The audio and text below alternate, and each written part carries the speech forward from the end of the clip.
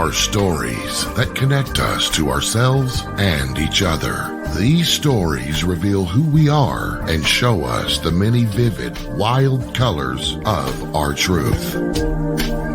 Welcome to Soul Wanderings, where we raise spiritual awareness and foster connections through these shared stories and personal experiences. And now, exclusively on KGRA Radio, I give you your host for Soul Wanderings Radio. Here's AJ.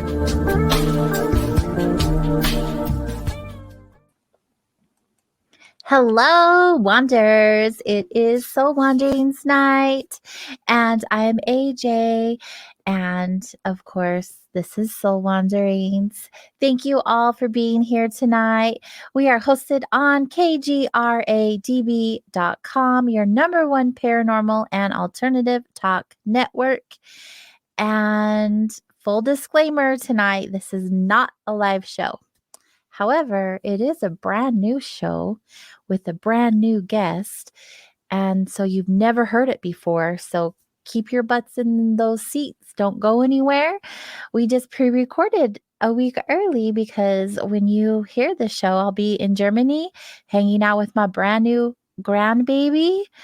And I don't think I've ever done a pre-record show before. So this is awesome and a lot of fun. And a huge thank you to our guest tonight for accommodating us with this shift. Tonight, we are wandering with Natalie Zett, and she is a writer, actor, photographer, musician, and has worked as a freelance journalist for magazines and papers since her late teens. Her favorite writing job was working for an award-winning community newspaper in St. Paul, the Park Bugle.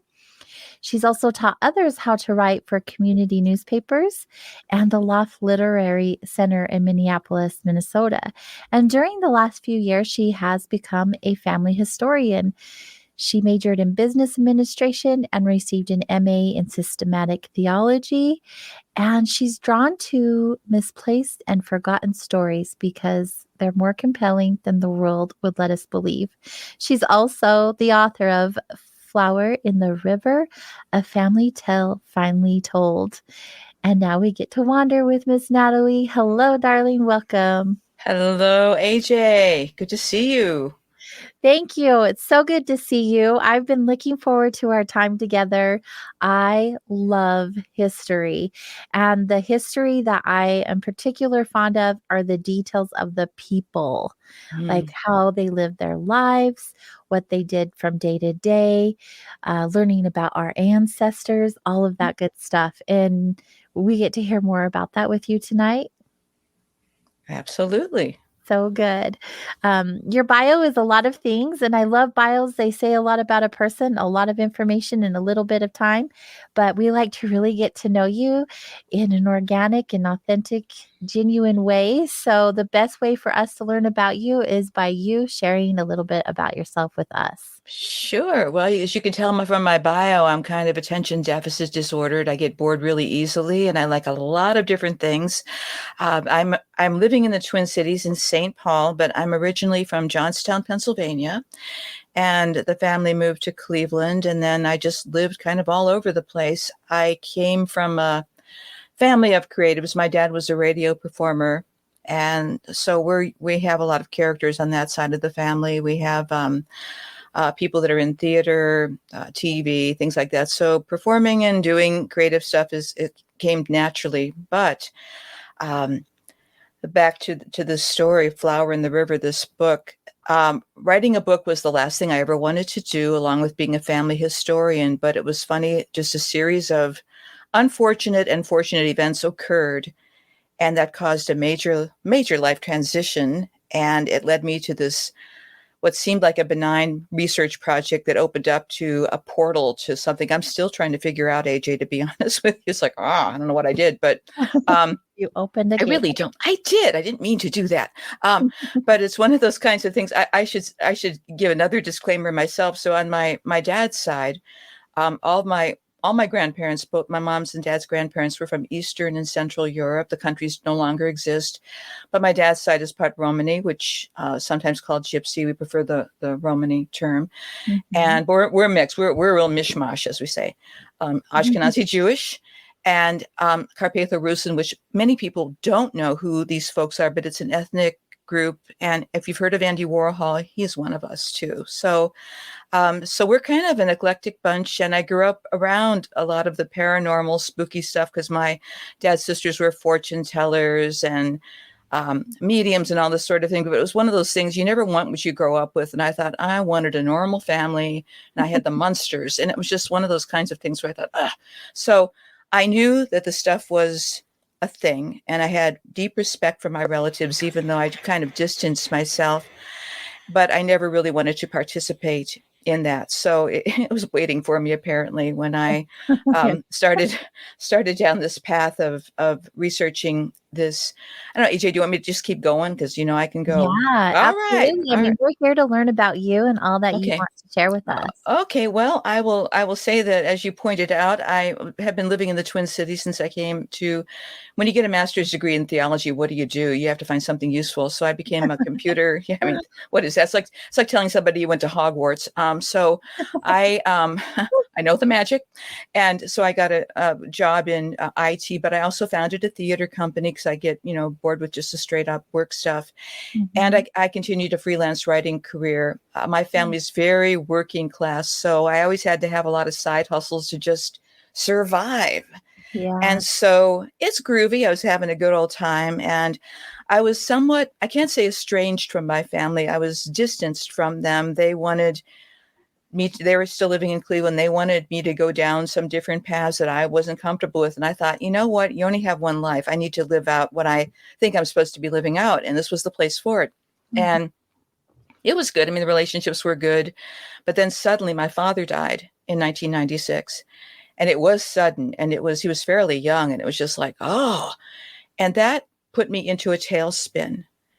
And unlike some people, just like, oh, well, it's one of those kinds of things. I thought, oh my gosh, I had to start really doing soul searching. Speaking of your show's name, I thought, oh, what did you do? And I thought, and there was a lot of recrimination and just a lot of, along with the grief and that sort of heaviness that comes with that grief. I thought, oh God. And then maybe a few months into that, my mother's sister, who I thought was dead, was living in Chicago, which is about 8 hours from the Twin Cities, decided to send me something. She was a reporter in Chicago in the 1930s. And she said, I know you don't know anything about your mother's side of the family because my grandmother, my mom's mom, died when my mom was 3. That family was in Chicago. My mother was in Johnstown, Pennsylvania. And back in 1930s, traveling was not the thing. So she was raised by her father and his family, and I didn't care too much for them. And then I knew nothing about my grandmother except for this long lost sister of my mother's. So my Aunt Pearl, she said, it's time you know about this side of the family. I thought, okay. And I think because my dad had died, I was looking for connection. Yeah. I thought, what did you do, Natalie? Oh, and so I got this big document she sent me, and I'm reading about this. And AJ, the weird starts around when I started opening to the first page, and I saw that my grandmother, my mom's mother, had all these brothers and sisters. And I thought, what the heck? And then the second page was a story about my grandmother's 19-year-old sister, who was killed in downtown Chicago, along with 844 people who got on a ship that was chartered for Western Electric Company's annual picnic. And the thing capsized. No. And yes, indeed, the thing. It was just. Oh, on my website, I have some photos from some of the visuals. They are a bit. It's tough to look at. It really is. All the things laying on its side, like Carl Sandburg said, like a beached whale with a harpoon put through it, and they're drilling in the sides, pulling out bodies, all this stuff. And so it was. I thought, what? And since I didn't grow up with the story, there was this shock of discovery when I think you get to a certain age, 30s, 40s, you think you know your family, unless you're adopted and you really don't know your origin of your family. And I was already in a tailspin from my father's death, and I thought, oh my God, How could this be? And I knew Chicago history because I was attracted to Chicago. Yeah. And So much I, history there. oh, really? Well, it's like, I bet a lot of people still don't know about the Eastland disaster of 1915, despite all the people who were killed. It's just crazy. And I never heard of this. And I thought, what in the blazes? So I started talking to my mom's sister. I said, how could we not know about this? And then I became obsessed, putting it mildly, with this woman. I thought, I'm a writer. I had guaranteed gigs. I want to write about this Eastland disaster thingy. In 1997, 98, you couldn't find anything about it. I had to go to the library, and there was a book written in 1973 that had 3 sentences. Then I finally found this sort of academic tome with all the, the details of the ship and whatever, but there was no heart to it. It was good to have the information. My Mhm. aunt's name is in there. And then I thought, I'm a reporter. I'm a journalist. There has to be something. So I had to the internet was still not what it is now. There was not a lot of information there. So I had to do a lot of fancy footwork, started to drive around. I thought, how do you do a family history? I don't know.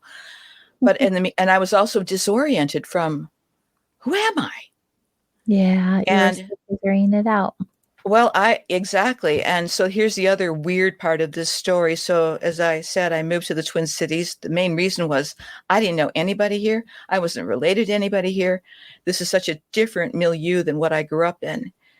And then maybe the 3rd or 4th page in this document that my mom's sister sent me had the list of my great-great-grandmother and her children. She was a widow. They all settled in western Wisconsin, less than an hour from where I moved. And so I moved up here. I moved to the mothership without realizing that I had relocated right to where my people were from. That's incredible. And well, and that's, What's I meant mean, to be will be, right?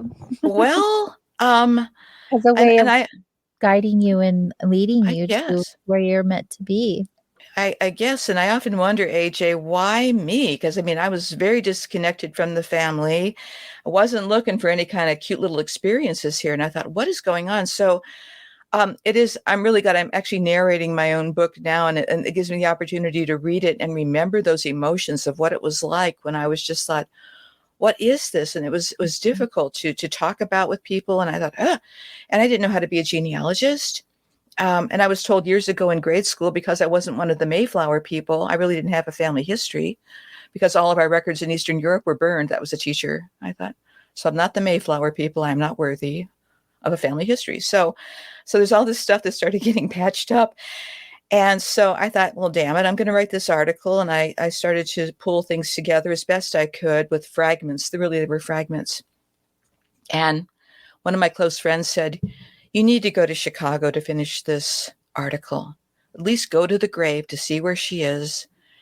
And but back then, GPSs were not the thing either. So, and I have the sense of direction, it's like I have no sense of direction, but I made it down there. It's actually out on the outskirts of Chicago. It's a little village called Justice, and paranormal people.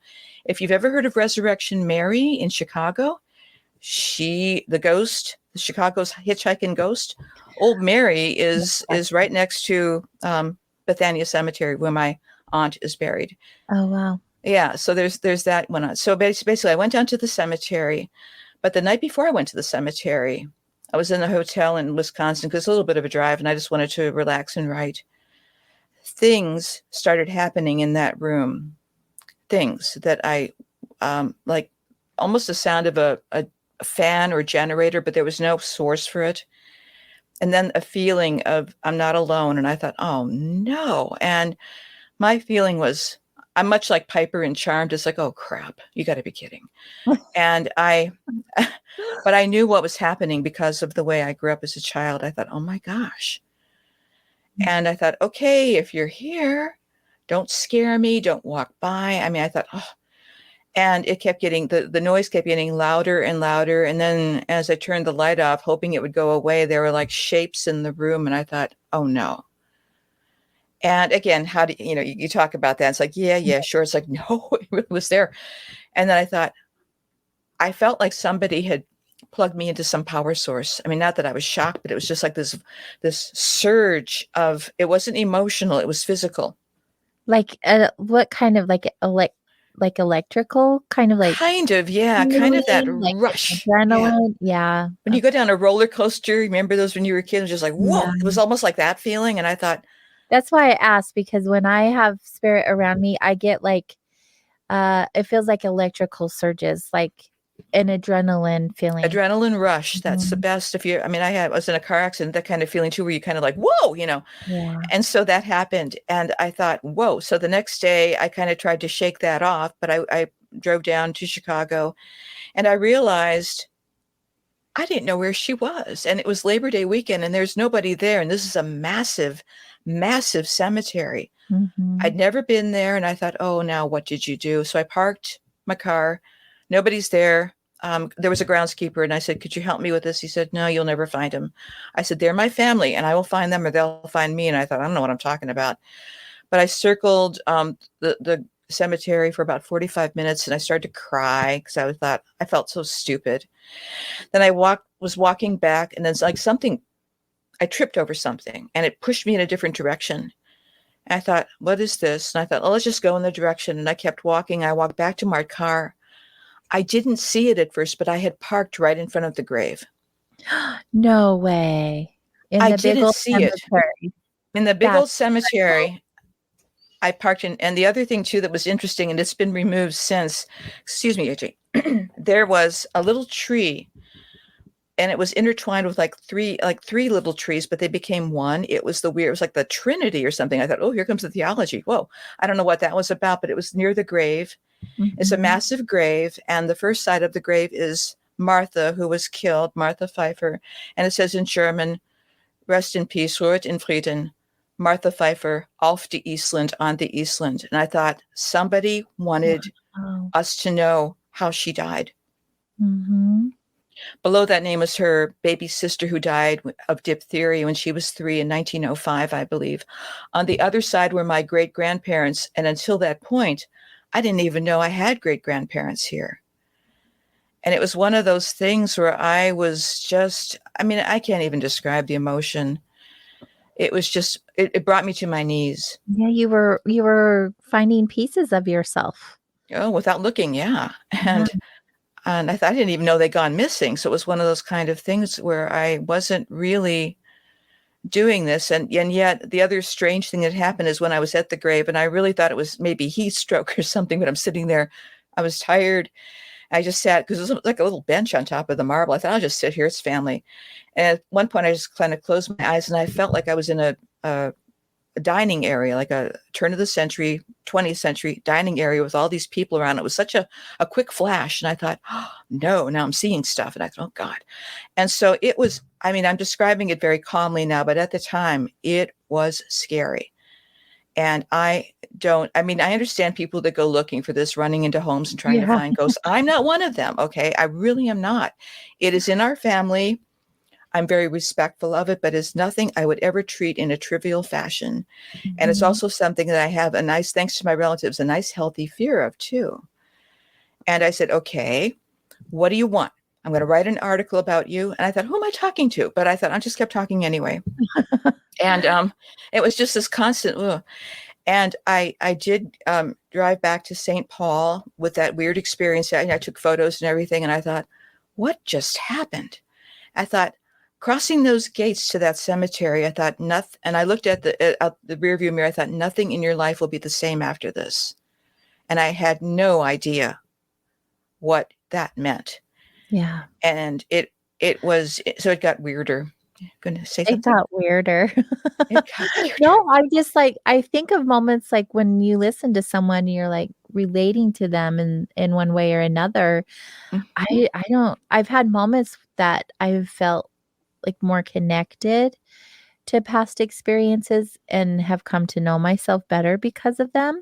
But this is Mhm. so big, it's so profound in a deeper way where you were disconnected in a lot of ways from Oh yeah, very much your so. family, and here you are finding little nuggets of energy that are assisting you in just knowing, but also, um, I say knowing, like, of them, but also of knowing of yourself, which I Mm. just think Hmm. is so neat. Hmm. And I'm sure it gets more so, right?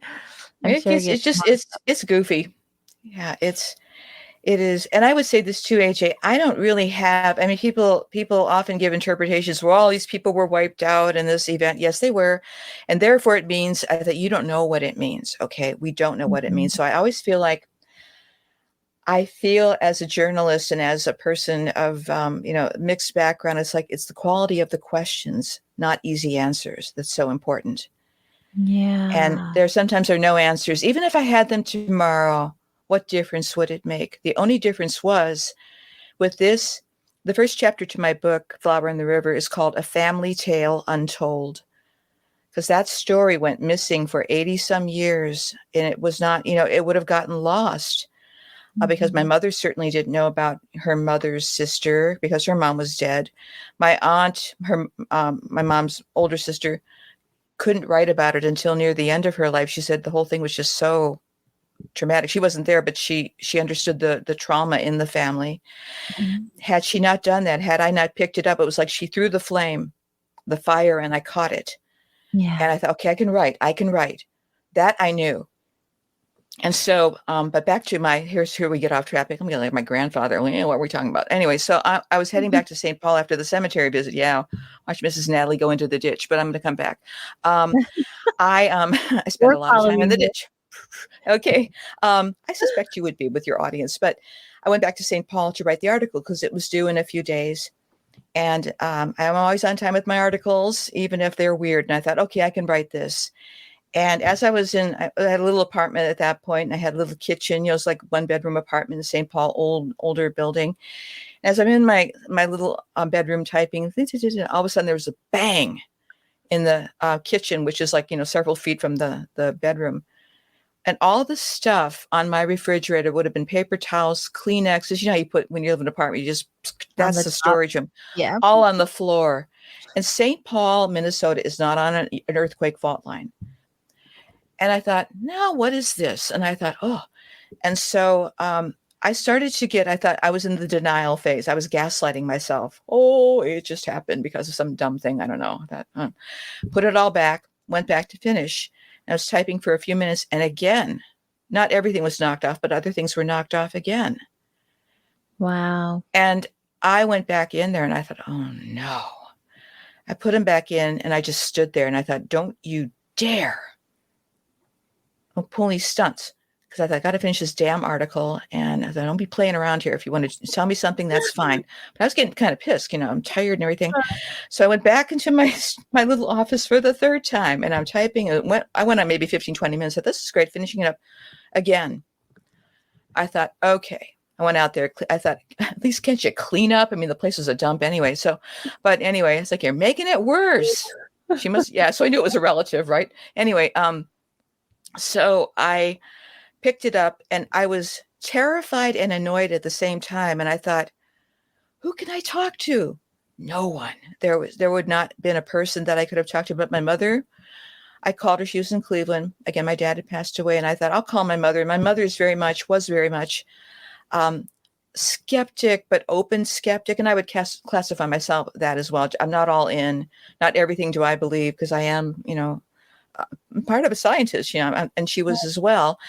And I called my mom just to talk trivia. And I said, Mom, I think I brought something else back with me from Chicago. And she said, what's that? I said, Aunt Martha. And she said, what?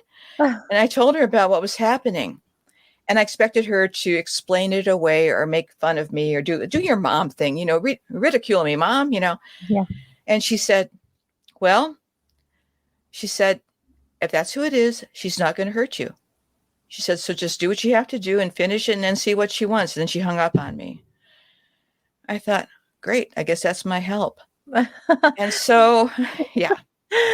Figure it out. Well, kind of, yeah. So I thought, I'm here with apparently not alone anymore. I was living at that point by myself and I enjoyed that. And I thought, apparently I'm sharing space now. And I thought, gosh, you must have hitched a ride from Chicago. And so I walked around kind of almost in I'm going to say trance state. That's too dramatic, but I didn't feel like my feet were touching the earth. And I thought, is this grief from my dad? Is this all this stuff? So it's like a compound situation at that point.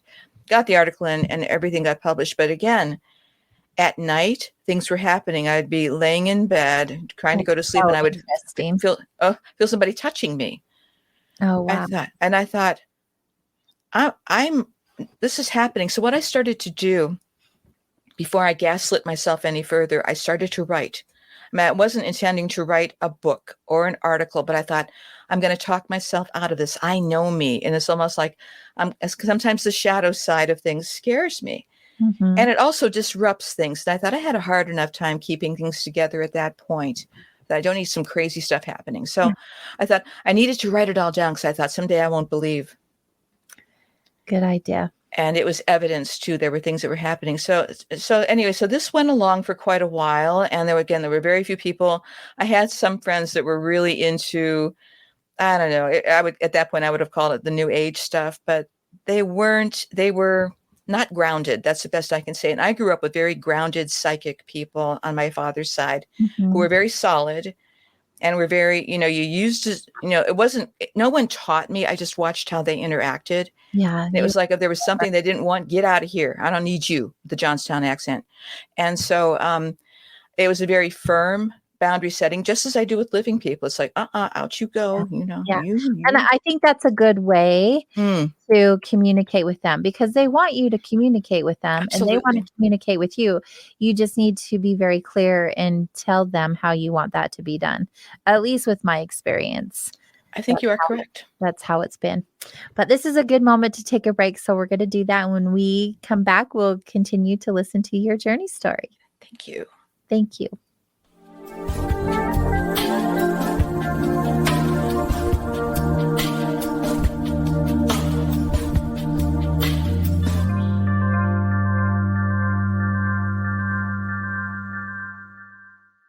Hey members, the new KGRA DB app is now available on iOS and Android devices.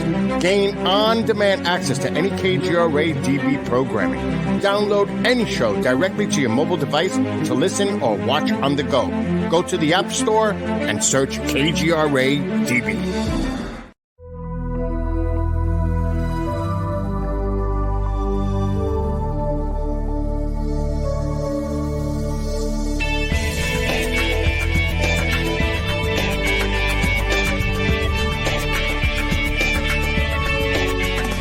Are we alone in the universe? The most important question facing humanity is on the verge of being settled once and for all. The Mutual UFO Network has been at the forefront of this journey for nearly 50 years. Our members worldwide are dedicated to the research, documentation, and awareness that will shape the future of humanity. Won't you join us?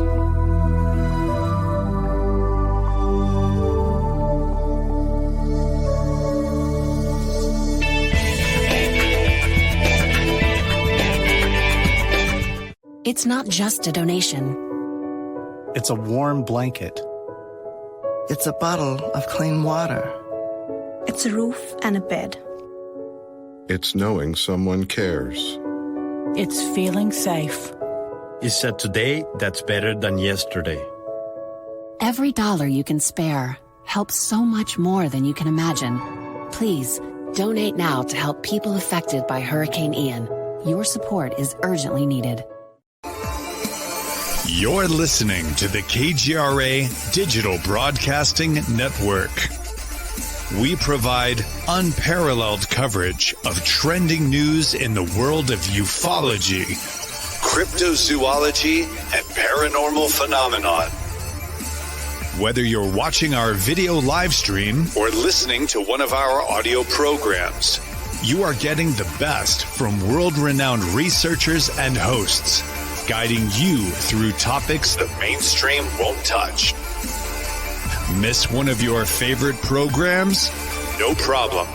Head over to the members area at kgradb.com for access to our massive library of award-winning content.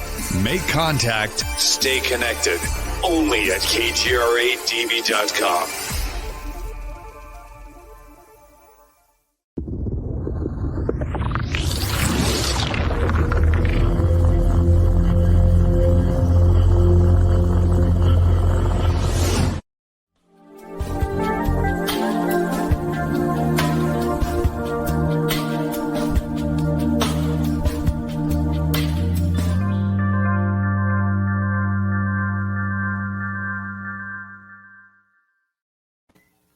Hi, everyone, and welcome back to Soul Wanderings. Tonight we are hanging out with Natalie Zett, our little storyteller for the evening.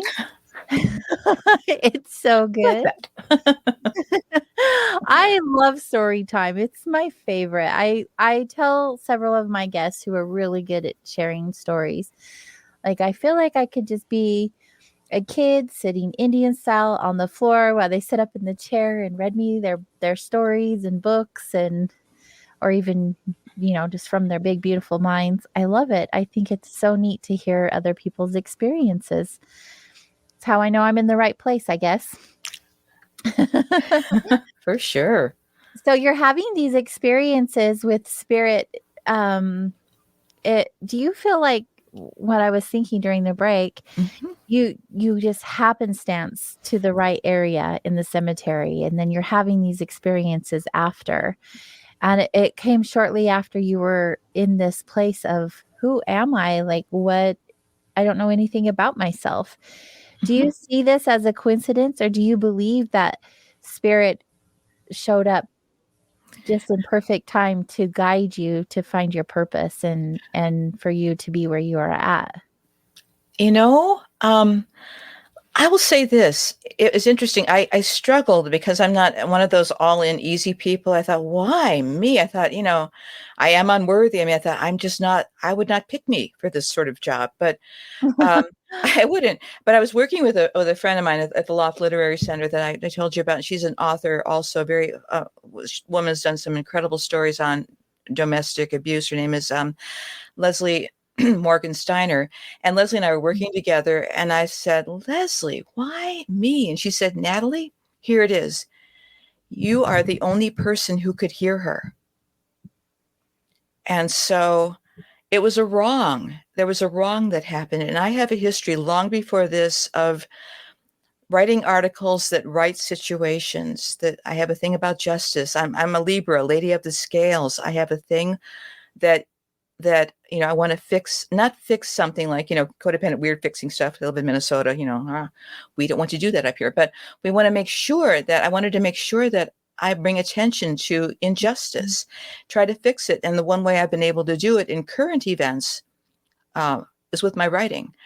And I thought, how on earth do I go into 1915 and write this horrible thing that should have never happened? That ship, the Eastland, was basically, I think, a cargo ship that they, at that point in the 1900s, these ships were used as kind of like recreational, people would go from place to place. And they were also in races. So the Eastland was basically top heavy to begin with. That's the big old ship. I actually happened to look at it. Yeah, it was like a V. And so then they did other weird things to it. They put concrete on the top where things were rotting to fill in the hole. It gets better, fill in the holes. And then actually the Titanic helped kill the Eastland. Because of the Titanic, there was an act that was passed that boats had to now carry lifeboats for everybody on board. So we've got this brew, and then there's lifeboats on top. And if your audience too, on my website, I have links to a film that I think Chicago Public TV did. It's pretty well done. And that just shows you like how it just went over like an egg. So it just went over. It had listing problems before, but somehow it passed federal inspection. And again, there were all kinds of court cases and things like that. And the sad thing about the population, the sad thing about this story, and here's where I really got involved when I realized my aunt who was killed, who was 19, and who was just this amazing person, as far as I can tell. I have all of her photos and stuff now. She's in my possession. She shouldn't have been on the ship. My grandmother should have been on the ship. My aunt did not work for Western Electric. My grandmother was pregnant with my mother's oldest sister, who gave me the genealogy. And she said, here, you take the tickets. I know you've been wanting to go on this thing. You and your girlfriend can go. She was just dumped by her fiance. So I think she just really didn't care that much. She just wanted to have a good time. It was all young people. And so my aunt shouldn't have been on that ship. My grandmother should have been. Wow. So I thought, honey, I owe you, and I don't know how to pay you back, but I'm going to make it right. And I didn't even know what I was talking about. I just felt this deep sense of not only would I not have been here without my great grandparents and my grandmother, I might not have been here because she was there. She, in a sense, took my grandmother's place. So I'm a woman of conscience, of reflection. And it was like, oh no. And I thought, how do I make this right? I sure don't know, but I'm going to try. And I said, and I wasn't sure I was talking to her at this point. I wasn't all in on that either. I thought, okay, if you're here, help me. And so I think the lesson for me, and probably many of the people who are listening to this have already known this lesson, the still small voice. Mhm. Nothing, I mean, we had the dramatic stuff at first, which was fun, but not. But it was the small things, the papers I would find, the fact that I moved right to where my family's from.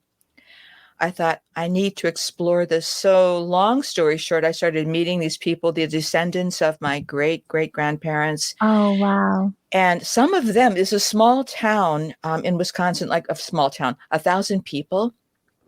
And many of them actually did know the story, and they were so wonderful to me. I mean, I'm a stranger. And then to see these people, I mean, I'm from Johnstown, Pennsylvania. Talk about tragedies. That's another place that has tragedies. I'll tell you about that one too. Our family is not that lucky when I think about it. But, and then this bunch immigrated to this, I think there was a homesteading thing going on, and they wanted farmers to come and settle the area. So I think that's why they ended up here. But I'm from a bigger cities, and to see this village of 1,000 people, I thought, the living ones were just as strange to me as the dead ones, because I thought, my God, I mean, yeah. And they were so nice. And I had friends that have met my family. They said, you sure you're related to them? I said, yeah. They said, but they're so normal. And I thought, I know. That's my mom's side, yeah, we're not all hoo-hoo in the dilly, so they were, so it was really weird to see these very normal people. I mean, really. And, the farmers, salt of the earth, hardworking, connected to the land people, generous. I thought, why they let me in their hearts. And all the ones that I met initially have now departed this life. And so they were there for me, and they helped fill in some of the blanks about the family, why they did whatever. And soon I just kept starting piecing things together.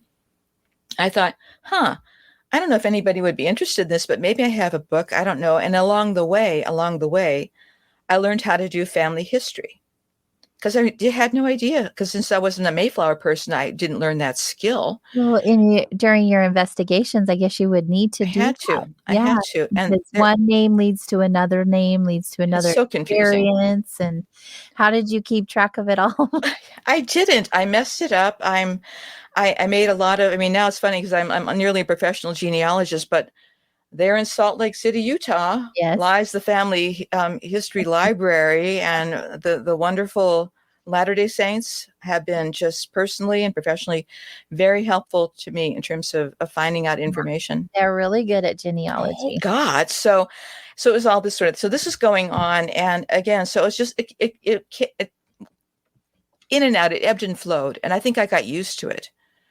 I thought, okay, this is stuff that I'm getting used to. And then I thought, I wasn't sure what to do with it. And when I first started putting together the book, this is in the early 2000s, just as I was putting things together, and I should back up a little bit. I had the feeling, I thought, why are the dead visiting? This is weird. I really thought something was wrong with the world. This is 1998, mind you, 1999, as I was we didn't talk about it as often or as easily we do now. Well, I knew why then on 9/11, why, but I thought the dead are coming forth. And as I was writing, I kept seeing like an army of the dead. I didn't put that in the book because it sounded like, oh yeah, sure you did. But I wrote it down. I thought something's off. And I think I became more attuned, and I was not canceling myself out as much. I thought something's wrong. Something's really wrong here. Martha, my aunt, is not here for my entertainment. And I thought someday we're going to be able to be of assistance, but we had to go to a very dark place before then. And then, of course, 9/11 happened. And earlier that year, I was in a really, really bad car accident. I mean, one of the bad ones where I was slammed, and I looked okay, but I was hit in the head, bad concussion, memory stuff, all this stuff. And I could write a little bit, but it took about, people ask me, why does it take you so long to write it? Well, it took about 7 or 8 years to get back my mind so it could function again. Yeah. And so I felt betrayed at that point. I thought, hey, I'm on the right path. Why did this happen to me? I thought it happened because it happened. Okay. And it, and I thought with writing, I'm not one of those everything happens for a reason people. I thought I'm one of those, I will make meaning out of whatever comes my way. It might take me 7 years to get my memories back and all that. Yeah. But I thought I will make meaning. Yeah. I do want to refer everyone over to your website. So while they're listening to your stories, they can also check out some of the photos and some of the little notes that you shared. If everyone goes over to flowerintheriver.com, that's where you can see what what she's talking to. You can refer to the story there. Thank you very much, AJ. Of course. And well, I appreciate that because when I put, here's the thing, I'm going to jump all over the place again. When I put the book out last December, I was in the midst of learning how to be an independent publisher. And there's some wonderful people that have helped me. And when around December, I had this really strong feeling. My mom was in hospice, and my mom cheated the angel of death many times. I thought, oh, not now. And I thought, she's got to hold this book. So I was in the midst of edits. I finished most of them, but I didn't finish. And I thought, I've got to get that book to her. She was in Cleveland. I'm here, pandemic, all that. And I called her up and I said, Ma, I got the book for you. And she said, well, I hope to hell I don't croak before I get to see it. And I said, oh, no, you'll get it.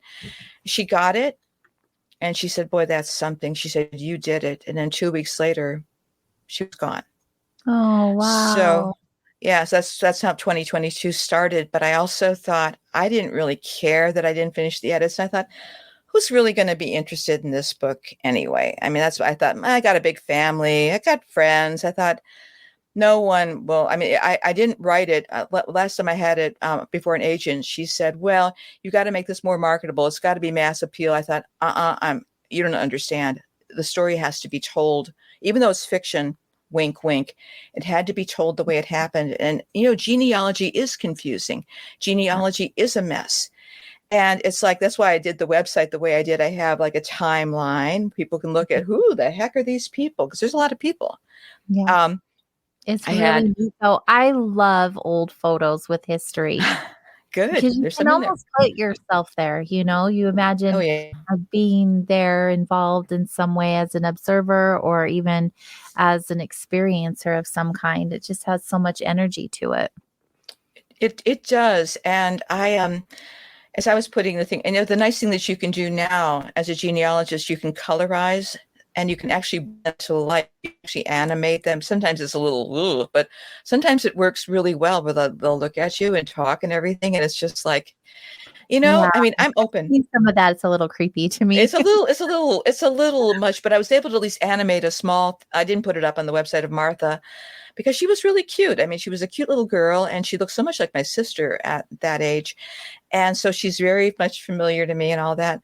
But so that's I had that ready to go with the book, but I thought not that many people will be interested in it. But as it happened, my book, through a series of events going on one of Jim Harold's paranormal podcast shows that he has, not that one, but he has another one called, I think, I'm blanking out, but one of his just smaller podcasts, meeting his producer who hooked me up with Michelle, who and it was my goddess. And so Michelle, yeah. And so it's just like, we'll put you on some shows. I thought, okay. And then it started happening. I thought strangers were talking to me. And I thought, I wrote this for my family. I did not expect anyone to find it. How could they relate to it? After I died, I wanted this to go on to my family. But I just got a letter last month from one of my best friends who's not related to me, of course. And she said, my dad read your book. And it was the last book he read before he died. Wow. And she said, it meant so much to him. And I said, really? She said, yeah. She said, it brought him comfort. It brought him hope. It was one of those things that it's like this book, I can tell you, has a life of its own. It's like, and I don't say that I channeled. Martha and I worked together on this thing and we suffered together. It was not like it was my ability, my sheer will, my screwing up stuff, erasing things, putting things together. But did I have help? Oh yeah, because she's outside of me. but she's inside of me. 12% of my DNA is connected to hers. Yeah. So that type of thing. But I started to get feedback like that, and it surprised me. I thought, maybe there's more here than meets the eye. But because I was and am still in deep grief, I couldn't even grieve my mother. And this flew off. And I thought, nothing ever happens the way I think it should. So No, I thought, that's how life is. That's the way it goes. it shouldn't happen like that, AJ.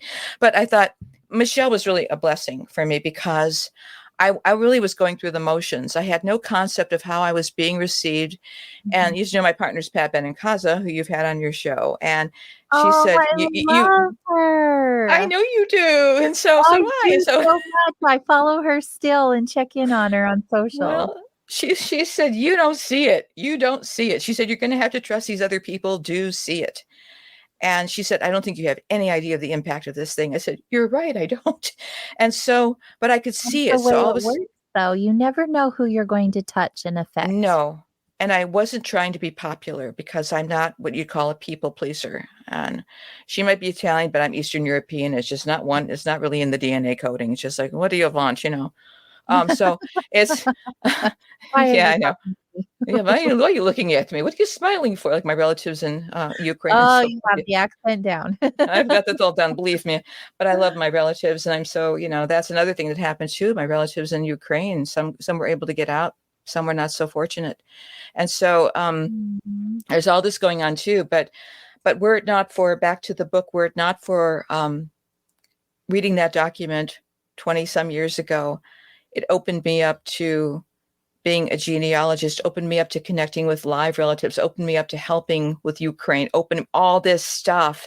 And it's like one thing, that small mustard seed, let's go theological, grew into whatever. And the other thing too, I've been able to talk with people and just say, you know what, I'm no expert. I've never, other than getting slammed in the head, I've never died and come back. And maybe I was close. But I have a feeling this is not the end, and dead is dead, but dead is not done. If you can tune in, and I do not, again, it's a respectful relationship. I felt like I got tasked with making something right because I'm alive, because she took those tickets. And another chapter I have, it's called One Way Ticket. And I told my sister, I said, you wouldn't be here. I wouldn't be here. Your kids and your grandkids, they would not be here. It's so crazy to look at the situation that way when you actually think, wait, what? If this didn't happen, this didn't happen. Yes. Yeah, and that's so incredible if you think about it. It is.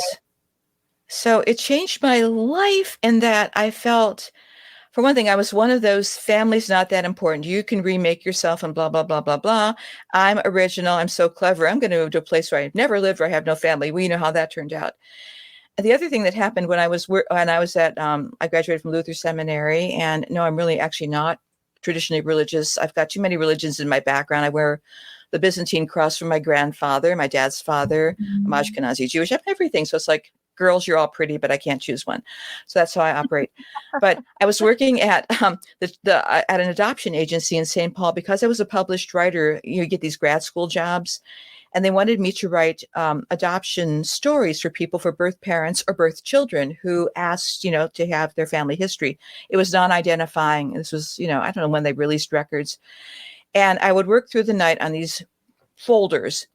Every one, AJ, of the grandchildren of our children of these people that they never met almost paralleled one or both parents' lives. Wow. And it was one of those things where at the time, I thought, I filed it away. You know how life is fairly ordinary and you forget most days, but that was like, keep it here because you're going to need this someday.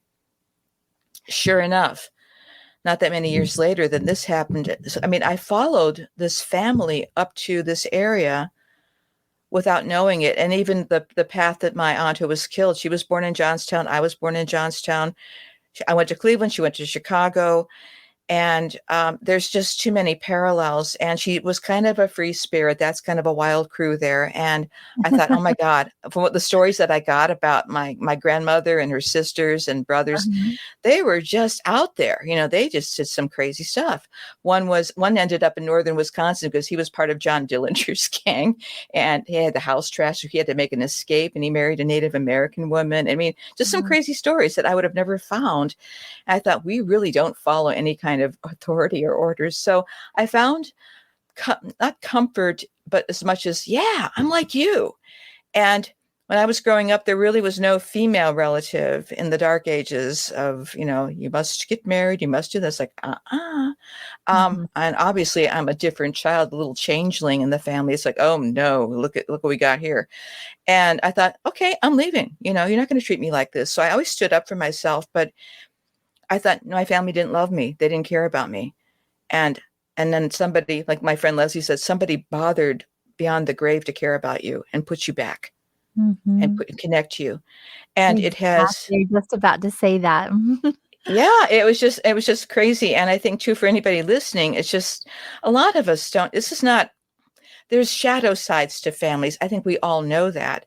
Yeah. I mean, this is not like a happy ever after type of thing. I'm facing down, death.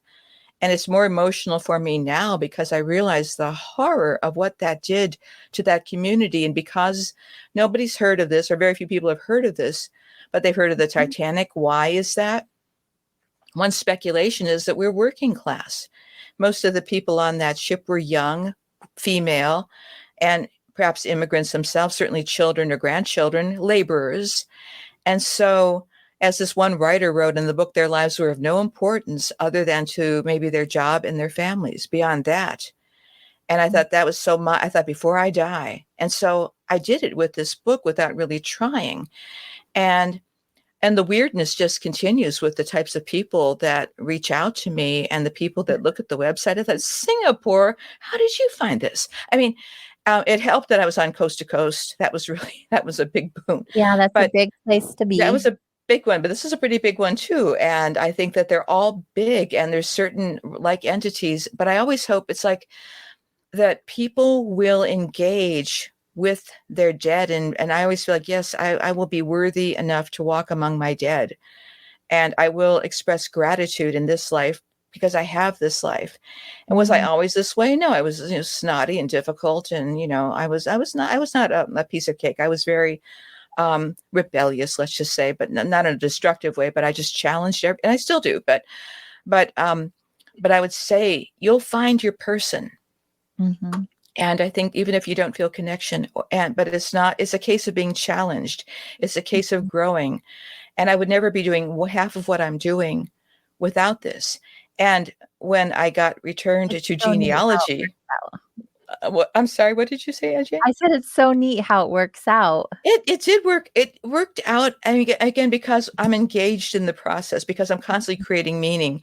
And I also back off too. It's like, do not look for the easy answers. Do not, as they say, spiritually bypass and explain away the uncomfortable, icky stuff. Because icky stuff happens. I mean, I've also, when the book came out, it was January. I mean, this thing hasn't even been out for a year and it's already causing so much trouble, just like she did, but in the most delightful way. But in a really good way. Exactly. And it's just like, but it is chaotic and it's supposed to be chaotic. Yeah. And family history is never that neat. And I've got some characters in the family. I like to promote the good ones, but there's some people that are just like, I will have to write about them too, because they're not so hot, but they're part of the people that make me. The other thing that happened was I took the DNA test with Ancestry and started to get really deep into it, really like the science as well as the record searching, because there's two parts to genealogy, learning how to interpret those little dots that you see, 23andMe, and all these types of things. But there's also learning how to find records. So the dead speak to us through our DNA. My dad used to say, it's in the blood, it's in the blood, it's in the blood. He was right. My dad was no philosopher, but he knew that it was in the blood. And also they speak to us through old newspaper clippings, through records. When you start hunting, I really think, and there's a guy called Hank Jones who wrote about, oh God, I got to hit the title of his book. He's actually a professional genealogist himself, but he also wrote two books called Psychic Roots. And I think that he published them himself. His name is Hank Z. Jones. And he said, thousands of your genealogy friends have the same experiences that you have, going to cemeteries that they've never been to, finding the graves. And I thought, Hank, I thought I was unique. He said, no, you're not unique. But genealogists, I think sometimes too, have a hard time because many of them are, let me try to be delicate here, are of certain faiths that don't allow for the afterlife to communicate, and everything is of, as they say, the dark side. And it's like, hey, dark side's kind of cool, but right. So talk about, canceling oneself out. So I think they do have these experiences, but then like me, I was almost going to put it away. And I thought, not this time. So I think it's hard for them. So I'm here to say, and Hank's here to say, hey, it happens to all of us. And so I try to be a safe place for people to share their stories. There's that aspect of it. It's like, it happens to a lot of us, and genealogists get hit with the ghosts all the time. And it becomes, at first it's exciting and exhilarating, and it's an endorphin rush. And then it becomes like, okay, it's a picnic at this point, in terms of just, you're going to go out and we're going to find something because they're there. Absolutely. And yeah. So, I just think it's so exciting. Like, it's kind of like a thrill of the chase, right? Yeah. I love it. One Yeah. thing that leads Absolutely. to another thing, and it just becomes more and more exciting. But I'm sure there's a lot of times in between that you're just like, oh, this is kind of like It's like dragging, and I'm not finding anything. It's kind of boring. But we have an entire hour to continue wandering. We're going to take our top of the hour break, and when we get back, we'll be completely commercial free. So stay close, everyone.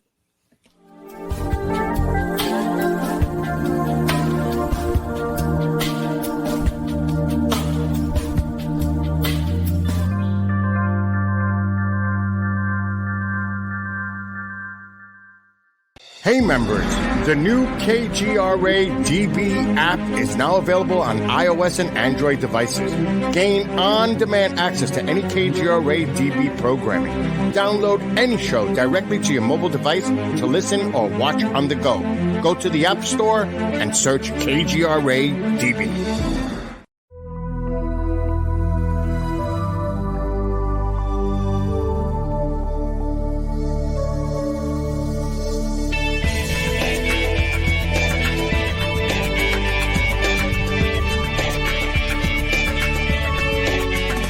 Are we alone in the universe? The most important question facing humanity is on the verge of being settled once and for all. The Mutual UFO Network has been at the forefront of this journey for nearly 50 years. Our members worldwide are dedicated to the research, documentation, and awareness that will shape the future of humanity. Won't you join us?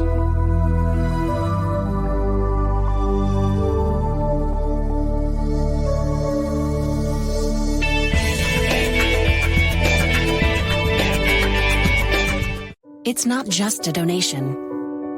It's a warm blanket. It's a bottle of clean water. It's a roof and a bed. It's knowing someone cares. It's feeling safe. Is said today that's better than yesterday.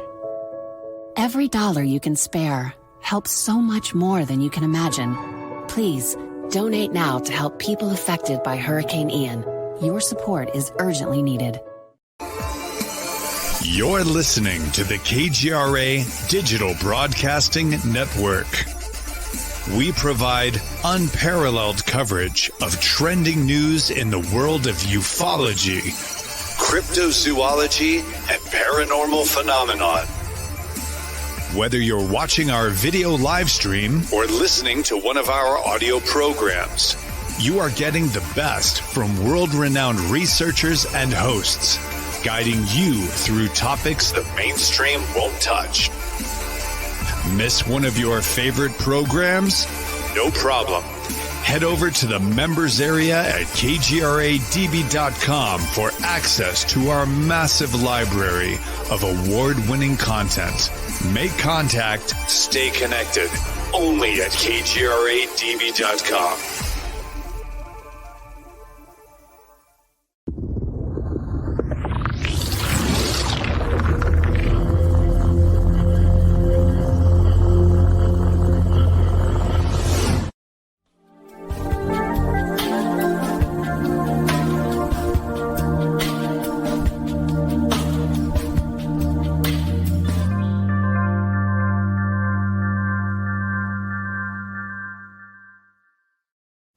Hello, Wanderers, and welcome back to the show. We're excited to have you here.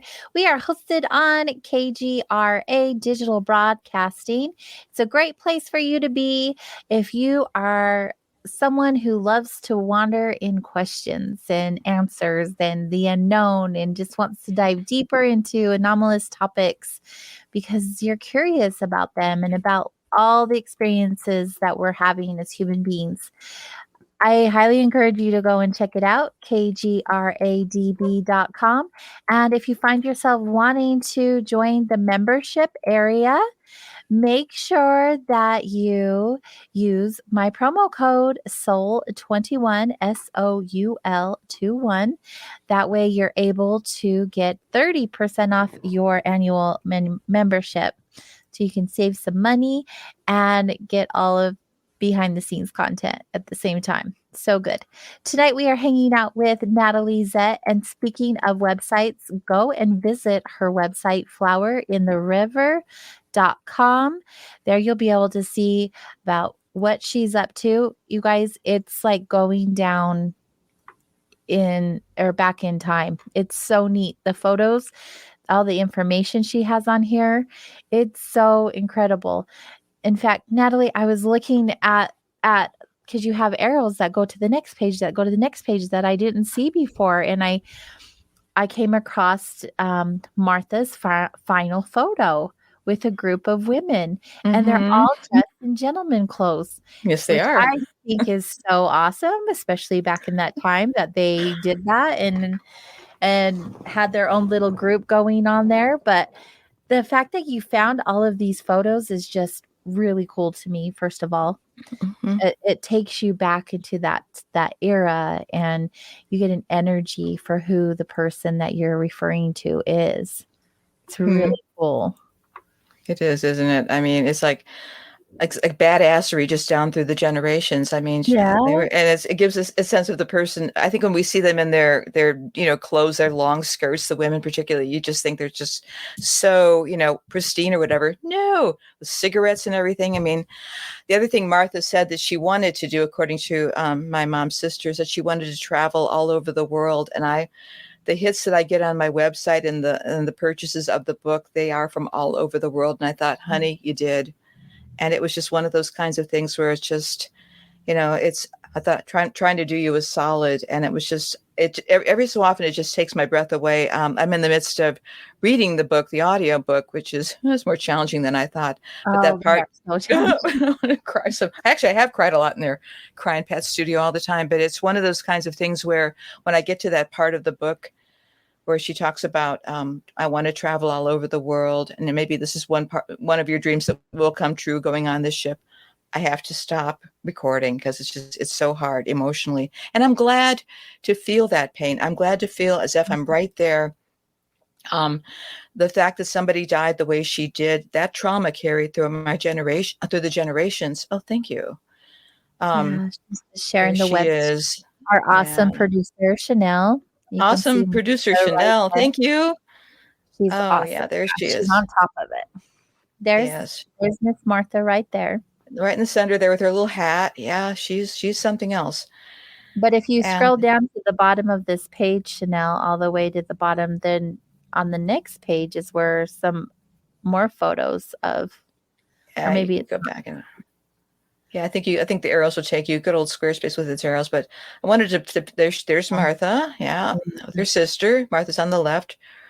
Her sister, the blonde sister. I'm so grateful for photographs. I take these are gorgeous of my family and friends. Isn't it nice? I could have someone down the line want to know about my life for some weird reason. And they will want to, AJ. You're becoming an ancestry. Absolutely. Yeah.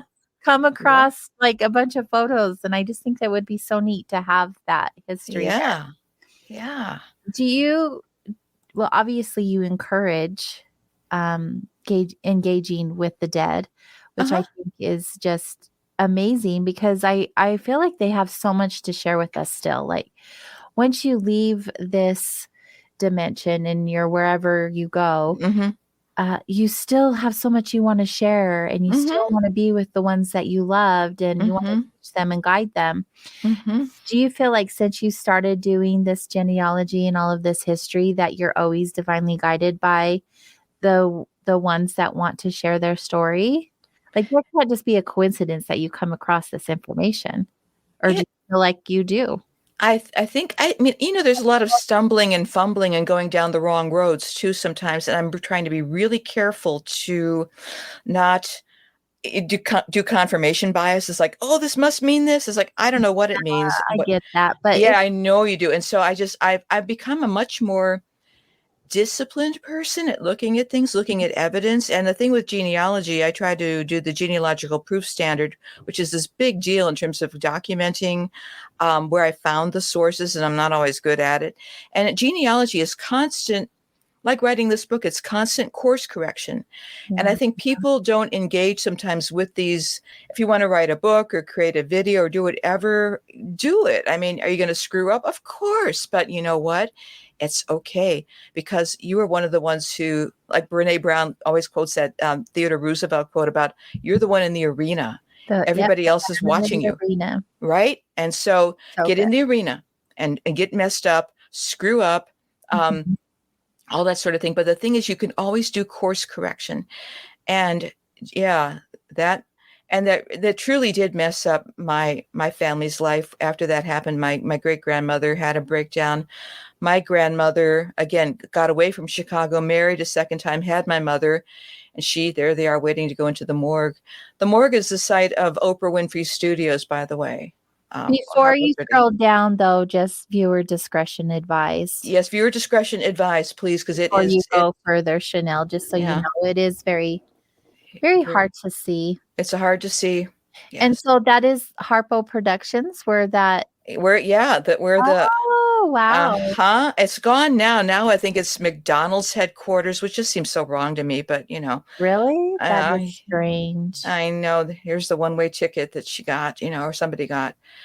And there's the site now. I've been there many times.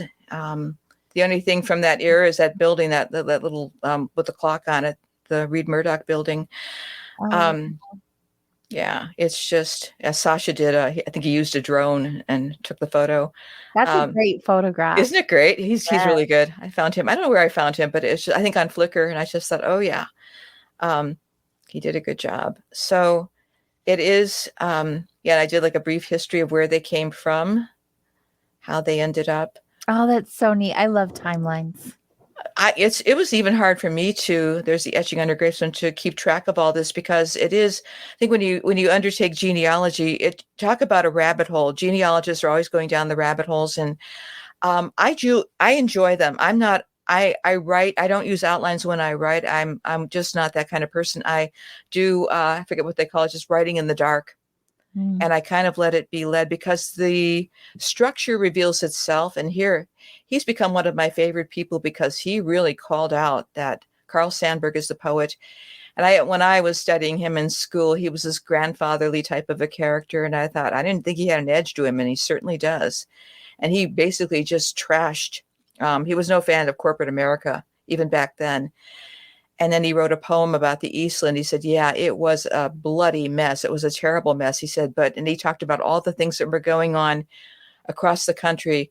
And he was talking about, women having to go to back alleys, getting abortions, things like this. I mean, that's why he got banned. But he said, I see dozens of Eastlands on my way to work every day. So like this is bad. But hey, folks, look around.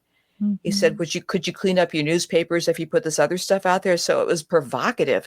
I put it in there. I put it in the book, that you need to hear this and you need to be disturbed, because these things still go on. So it's not just a quaint family history.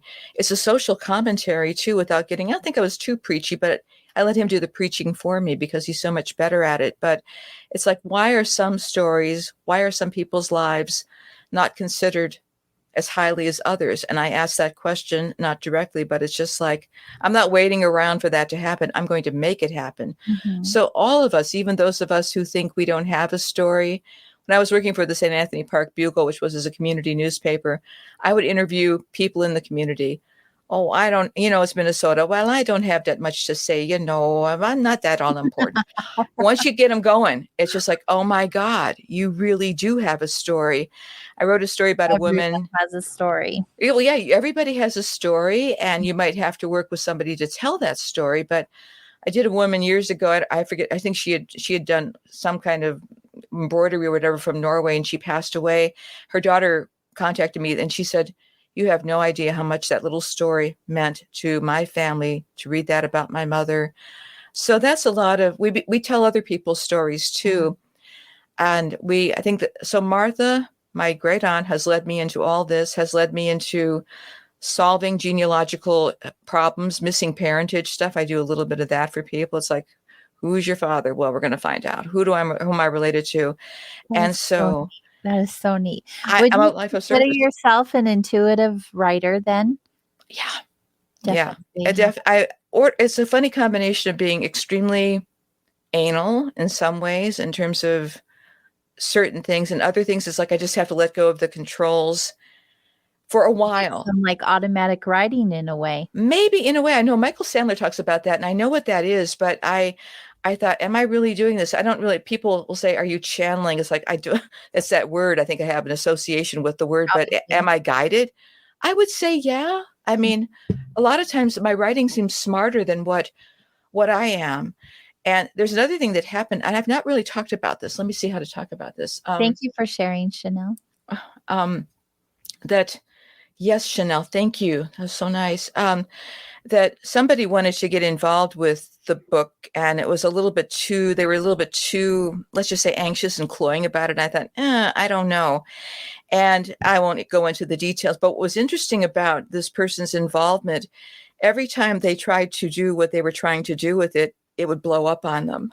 I thought, and Pat said, that book is like the book of shadows. It doesn't want certain people near it. And it really is. It's like, so there's this thing that I created that it is once of me. And it's definitely the voices that I've heard. And I mean, from the people I've interviewed and my own voice, but it's like, you're alive and you're touching people in Singapore, for crying out loud. Yeah. And I will never meet. So there is that aspect of it too. There is the service that the thing is doing, but I did it. I put in the blood, sweat, and tears. I'm still finishing up the other work with it, and I cry all the time because of that. But is it worth it? Oh yeah. I mean, the feedback I'm getting, I have a job, so that in terms of I don't have the desperation that people have to want to live off their writing. Good thing, because that's why I never wrote a book. Because all the writers, I live off magazine residuals and things like that, because I work for high glossy magazines and things like that. Books, people I don't think realize you don't really make money off of them. So if that's why you're going into it, you have to really, and I'm quasi marketing, but I also have a full-time job and I do other things. So I just wanted it out there for its own sake. Yeah. So in that respect, I was able to give that book that kind of freedom. It's like, you better make me this money. It's like, I don't care what you do. If 5 people buy it, well, let's just say by letting go of the controls and the expectations, it's like, wowzer. And I'm glad it's speaking to people. And I'm glad that I as the author, I like to really I don't want my voice in there. I want the dead to speak. Yeah. Yeah. And that's more important. No, and it's such a beautiful way to capture someone's attention and have them connect to your story. Mm-hmm. Mm-hmm. I think that's really neat. I think so too. And I hopefully get the book flat. Oh, go ahead, dear. No, I'm sorry. You probably had something better to say. So tell me what I just want people to know that they can access the book in many ways. Flower in the River. It's on Amazon and Barnes and Noble, all the places. Every place in the world. Yeah, you can go. I published wide, so I didn't go exclusive with Amazon. And I wanted anybody who wanted it to have access to it. And I wanted my relatives, particularly in Slovakia and Poland and Germany and Ukraine, to be able to get their hands on it if they wanted it. And that was important to me as well. Yeah. So yeah, I'll work on getting it translated.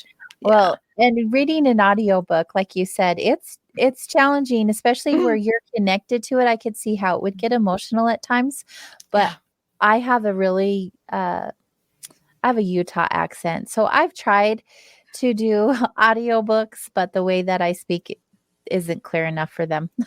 Really? You sound fine to me. Oh, Thank you, but You too. You do a nice voice. Thank you. Yes, you can talk like this. I can talk in many ways. However, I just like being goofy. It's fun to be goofy, and I think that I would like to hear your author voice only because, I mean, the voice I'm using now is not the voice I used for the book because, number one, I do have an acting background. I was, and I can pull that out. The other thing, the person who was trying to help, air quotes, also had that, but I thought, oh my God, I can do better than that. I mean, it's just one of those kind of confidence builders. It's like my waveforms aren't hitting the ceiling. You know, when you record, as you know, if you get too high and shrill, it's like it just becomes this distorted, like, you know, Ghostbusters mess. It's like, oh my God, we want the ghost, but not that way. So it kind of, seeing somebody really mess it up, it's just like, okay, I can do it. And it's yours too. And so there's that aspect. Yeah, I think that, I don't mean to keep cutting you off. No, go ahead, cut me off. I love it. I just think that it's when I listen to an audiobook and the author's the one narrating it, I love that. Thank you. Thank you. You're helping me get through this. I really do. I think it's important. It shows that you're invested in the work that you've done and you really care about it. You didn't give it to somebody else. Thank you. That means the world as I go through the blood, sweat, and tears of this. But keep on keeping on, girlfriend. You've got. Oh, you know, I'm going to do it. I mean, it's almost done. The thing is, I have so many different characters, and I didn't try to do all the voices, but I definitely had to reenact my family's German accents and talk like this. But that was kind of like the sort of the English version. Du Kinder must behaven, you know, and that's sort of like mangled way they would do it. And the different people that were in my life, and it was fairly because I grew up with, you know, immigrant aunts, relatives. I would mimic them all the time, so I can do those accents fairly easily, and it was kind of fun to kind of bring them back. Yeah, their wacky way of talking. And I don't have the Minnesota. I can imitate a Minnesotan, but I don't have that. I have kind of the flat, probably Chicago accent, but I come from Johnstown, Pennsylvania, and that's a whole other bag. So it's very much like that, you know, that's how we talk there. But the other thing I did want to say is that struck me with this book, and you asked about coincidence, AJ, I don't know what it is, but my dad's death ushered in the story, and my mother's death ushered it out into the world. I mean, literally, my parents just bookended this. And incredible. It really is. And I would just say engaging with it with no guarantees. I mean, whatever you engage with, you too are becoming an ancestor. AJ, you're becoming an ancestor. And we all are. And it's like, what do I want to leave behind besides my multiple cat videos? I mean, I really want to have the stories. You should see all the cat. We have 4 cats. So it's just like, oh. They're very entertaining. They are. But it's like, what do I want to tell? I mean, that part of writing Flower in the River was to tell the people that come after me, like Martha. If Martha would have left more than she left 100 years from now, I wish she would have left me more. Then I had to construct the rest. But I want to leave a little bit more. But I also want whoever gets lost. People in our family do get lost from time to time, and they end up in places where you wish they didn't. But it's like, here, hold on to this stone, this rock. She'll get you through it. And the family's nuts. There's not a normal one among us. That's me. That's what I would say. Well, like, exactly. And it's just like, but we find a way to make it work. We're zany. Yeah. And we're all this. So it's just like, so it's hopefully it's for the person not yet born that I wrote it for too. I really did write it for my family.